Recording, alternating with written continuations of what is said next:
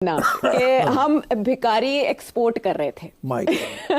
तो पाकिस्तान ने इसको क्रिमिनलाइज करने। भारत की जब से मोदी सरकार आई है, ख़ास तौर पे वो बड़े कंसिस्टेंटली और परसेवेरिंगली वो गल्फ की तरफ उनका रुख है।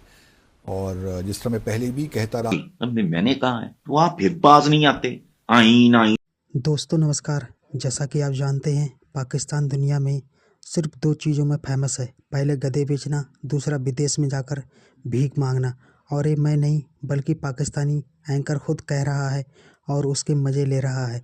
दोस्तों वीडियो अच्छा लगे तो लाइक करना, चैनल को सब्सक्राइब करना, कमेंट बॉक्स में अपना कमेंट करना। आइए देखते हैं पाकिस्तानी मीडिया अपने ही लोगों के बारे में जो विदेशों में भीख मांगते हैं क्या कर रहा है। आइए देखते हैं। अब किया था वो बैगरी गदागरी, ठीक, भिकारी होना कि हम भिकारी एक्सपोर्ट कर रहे थे। तो पाकिस्तान ने इसको क्रिमिनलाइज करने के लिए जो फॉरेन कंट्री से आ रही थी शिकायत, उन पे अब कार्रवाई करने का आगाज किया और इस सिलसिले में कुछ उन्होंने सिफारिशात पेश की हैं। सेनेट में बिल पेश कर दिया गया है जो ये बता रहा है कि आप किस्मत का हाल बता के, करतब दिखा के, किसी बहाने से चीजें बेच के, बार बार गाड़ियों पे नॉक करके, जबरदस्ती गाड़ियों के शीशे साफ करके, किसी भी तरह से, यानी कि आप भीख नहीं मांग सकते। और इसके लिए अगर आप भर्ती भी करते हैं किसी को तो तब भी आपको सजा हो सकती है 7 साल कैद और 10 लाख रुपए जुर्माने की। अगर आप हमदर्दी ईंटने की कोशिश करते हैं कि आप अपनी किसी माजूरी को दिखा के भी भीख मांगने की कोशिश करें तो तब भी आपको इसको जुर्म करार देना बहुत जरूरी हो चुका है जिस नौइयत की शिकायत बैरून मुल्क से आई हैं। तो आप क्या समझते हैं कितनी अहम पेशरफ्त है और सिर्फ ये बैरून मुल्क के लिए ही इसका इतलाक होगा या पाकिस्तान में जो एक ट्रेंड चला है और सिग्नल्स के ऊपर हम भरमार देखते हैं भिखारियों की, उसमें भी कोई मदद मिलेगी? ये सीरियस मूव लगती है आपको? देखिए, सीरियस मूव तो देखिए, पहली बात यह है कि पाकिस्तान में इतनी बेगरी है, उसको तो रोकना मुश्किल है।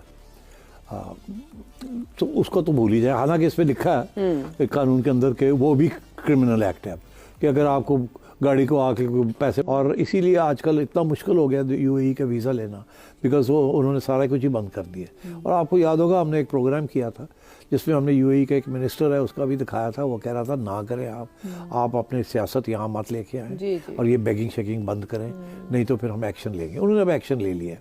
मतलब है कि even if you and I want to go to Dubai for tourism तो बड़ा मुश्किल हो गया वीज़ा लेना। It's becoming difficult. तो मैं ये समझ रहा हूँ कि हमारे लोग जो हैं ज़्यादती करते हैं, जहाँ जाते हैं वहाँ गन डाल देते हैं और कोई रोकने वाला नहीं है। यहाँ भी उनको पुश आउट करते हैं कि निकलो यहाँ से। हम तो बड़ी फ़ख्र से कहते हैं ना कि हमने 8-9 लाख बंदा एक्सपोर्ट कर दिया। ये हमारी क्लेम है हमारी मिनिस्ट्री की कि हम इतने लोग एक्सपोर्ट कर रहे हैं। क्यों? कि वहाँ से हमें रेमिटेंसेस आते हैं। अब पता लगा कि बैगर्स भी जाके वहाँ से रेमिटेंसेस भेज रहे हैं। नाम ECL पे भी नाम है 4700 का। कुछ 4700 के करीब लोग ECL पे डाल दिए। अब आपको कैसे पता कि ये बैगर है या ये नहीं है? क्या वो उसकी शक्ल पे कोई लिखा हुआ है या आपने जाके पकड़ा किसी को सड़क पे और उसका कहा पासपोर्ट कहाँ है तुम्हारा? ये पता नहीं कहाँ से ये लिस्टें बन जाती हैं। कौन ये लिस्टें बना के भेजता? ज़ाहिर है SHOs ही भेजते होंगे कि इस इलाके में ये है, इनको हमने पकड़ा था, ये एंड सो ऑन। तो अब किसी के पास, बेगर्स के पास तो आमतौर पे पासपोर्ट ही नहीं होते। अब बनवा रहे होंगे वो। जी बनवा के बेगिंग का उनका ट्रैक रिकॉर्ड है। लेकिन फंड्स नहीं है ना ट्रैवल के जिस तरह जरूरी है, वो चेक किया जाता है फिर बैकग्राउंड सारा। तो वो अब एयरपोर्ट पे मैं देख रहा हूँ कि लाइन लगी हुई होती है, वो रोक के बैठे हुए होते हैं लोग। पहले ये होता था जड़ आधा सी मोर लगती थी, फिर है वीज़ा तक जाओ। अब तो वीज़ा हमारे कॉस्ट पे। अच्छा, उसका अब ये जो जा रहे हैं जयशंकर साहब यूएई जा रहे हैं और उसके बाद मेरे ख्याल में ओमान भी जाएंगे। वहाँ पे इंडियन ओशन कॉन्फ्रेंस हो रही है जिसको इंडिया भी होस्ट कर रहा है वहाँ पे। तो वहाँ भी बहुत से लीडर्स की उनकी मुलाकात होगी। इसी तरह इजिप्ट के फॉरेन मिनिस्टर भी भारत का दौरा कर रहे हैं मुस्तकबिल करीब में। तो ये जो यूएई का दौरा है ये इसलिए बड़ा अहम है कि एक तो इसराइल और 81 trillion rupees which makes about $78.70 billion for the next fiscal year।